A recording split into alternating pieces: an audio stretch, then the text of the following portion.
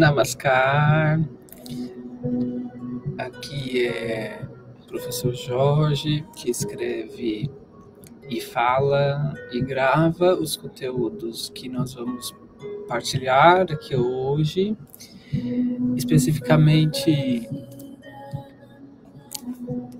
as anotações do Arnaldo Saraiva. Ele, enfim, é um autor conhecido por comentar, por analisar Eugênio de Andrade.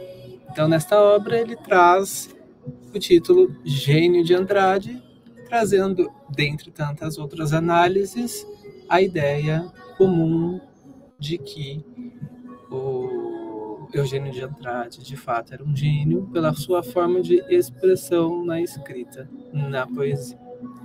O contexto é um contexto da poesia portuguesa, mas estamos aqui a falar hoje especificamente do conceito de escrevivência, que nós podemos extrair aí agora especificamente da página.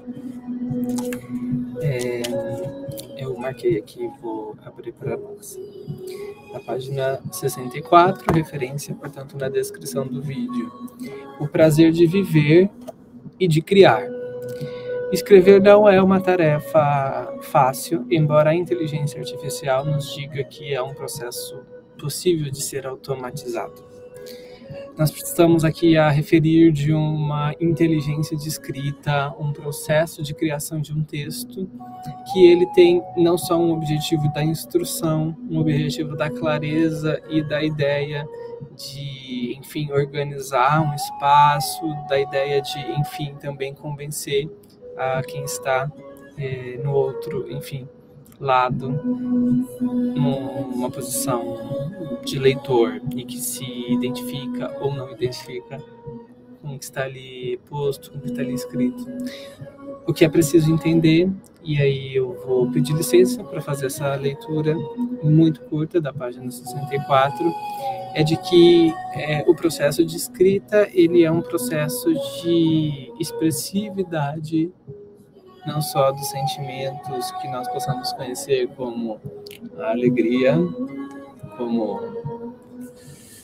a aflição, ou até mesmo a incompreensão, como conhecemos os autores dos seus respectivos diários, pessoais, sejam eles publicados ou não, ou biografias que não foram publicadas, ou autobiografias, portanto, muito interessantes também. Então, vamos lá. O prazer de viver e de criar. Eugênio de Andrade gostava de dizer que a poesia portuguesa é um dos melhores produtos de Portugal. Não só o vinho, não só os pastéis de nata, e não só a cultura, enfim, da partilha. Mas ele está trazendo aqui que a poesia portuguesa é um desses produtos e que foi capaz, na figura de Eugênio de Andrade, dele obter muito sucesso na exportação, como provam, entre outros, mas os principais, Camões e Fernando Pessoa. Mas o próprio Eugênio de Andrade, que foi traduzido, olha só, em mais de 20 línguas, podia provar tal afirmação. Então, tenhamos aqui uma prova contundente de que o papel da poesia na exportação do produto Portugal, da ideia do contexto europeu português, foi um sucesso. Só que isso não resultou apenas no milagre da inspiração poética, tal como se faz a ida para casas de veraneio, ou até mesmo rodas de discussão, mesas redondas, para busca de uma inspiração, ou até mesmo o silêncio na Covilhã, próximo ali do município do Fundão. Nós estamos, então, a dizer que não foi apenas um milagre de inspiração poética, mas também o esforço, o resultado de um trabalho de muita atenção. Então, a escrita ela é atenciosa antes dela ser um produto a ser comercializado, no sentido mais, talvez, capitalista que queiram dar ao processo de criatividade. Menino nascido com algum desconforto, discreto funcionário público, homem desinteressado de riquezas e triunfos mundanos. Eugênio de Andrade empenhou-se desde a adolescência em responder da melhor maneira a sua vocação de poeta, refletindo sempre a natureza e a condição humana e esmerando-se, está aqui um ponto da criatividade, na arte da palavra, que às vezes o levou a gastar horas só com um verso.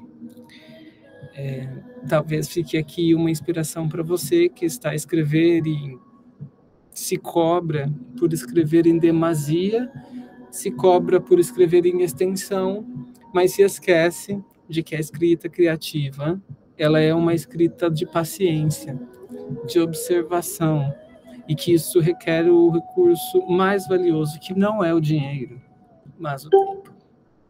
Então, vamos pensar que este é um primeiro atributo de qualidade do texto. Por isso, continuando a leitura, Eugênio de Andrade deixou-nos uma obra limpa como a de um autor clássico, que nos ensina a amar as plantas ou as árvores e os animais, o sol e a água, e que sem deixar de lembrar o lado sombrio da vida, aproximando-se, portanto, ali do esoterismo de Pessoa, convém vigorosos apelos à plena realização individual. E aqui eu abro um ponto de que a escrita criativa, embora ela tenha objetivos talvez mais utilitaristas, a sua cobrança por publicar o texto, a sua cobrança por fazer você ser conhecido pelo que está sendo dito, de você querer, né, ter essa nobre, enfim, sensação e ao mesmo tempo desejo de que é preciso socializar o texto para que ele chegue ao maior número de pessoas possível. Então, talvez seja importante se questionar que a escrita, ela atinge um dos seus objetivos quando ela é usada como uma ferramenta de autorrealização. Então, se você se sente, de fato, contemplado, de algum modo, realizado ao escrever, tenha-se por satisfeito, satisfeita que isto já é um grande passo para um processo de escrita criativa. Muito bem, então na sequência contém vigorosos apelos a essa realização individual e ao prazer de viver e de criar e de viver criando.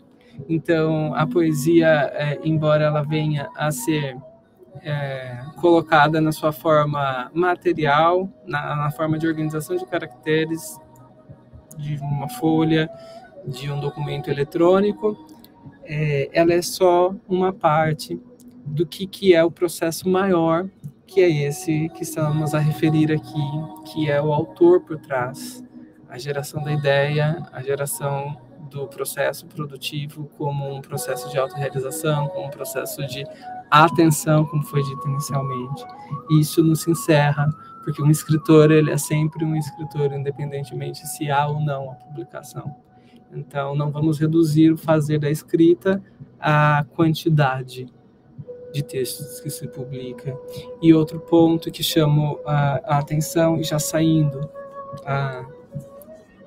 daqui de Arnaldo Saraiva, e entrando um pouco nos contos esotéricos do Pessoa, é de que, se você prestar atenção, as datas em que cada verso foi feito não são necessariamente segunda, terça, quarta e quinta na sequência, como se indústria da poesia ele fosse.